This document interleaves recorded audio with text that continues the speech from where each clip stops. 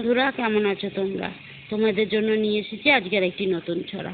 আজকের ছড়াটি আমাদের ছোট্টবেলাকার সাথে অনেকটাই মিল। আমরা ছোটবেলায় যখন আমাদের টিভি ছিল না, আমরা এরমভাবেই সময় কাটাতাম, দিন কাটাতাম। আর কারা কারা এরমভাবে দিন কাটিয়েছো তোমরা তোমরা আমায় কমেন্ট করে জানাবে কেমন।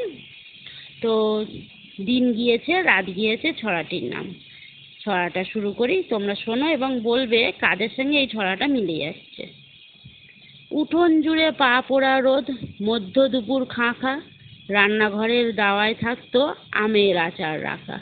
নিচের ঘরের অন্ধকারে গা প্যাচ প্যাচ মেঝে, মটকা মেরে শুয়ে থাকতাম ভূত পেতনি সেজে।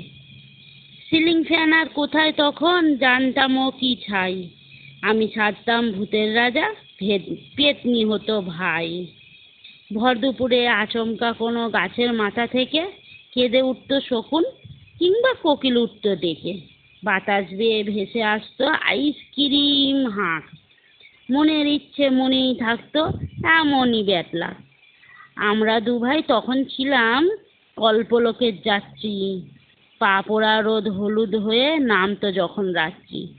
আমাদা বন, পাটকোতলা, তুলসী গাছের মাথা, আস্তে আস্তে মুখ লুকোতো অন্ধকারের ছাতায়। মাটির দাওয়ায় তাপ্পিমালা হারিকেনের আলোয় ভেসে উঠতো নানান রঙিন ছবি, সাদা কালো। হু হু বাতাস, আমের কুশি, ময়ূরপঙ্খী ঘুড়ি, ছটকে গেছে বুক কাঠি, তাই ভাত দিয়ে ফের জুড়ি।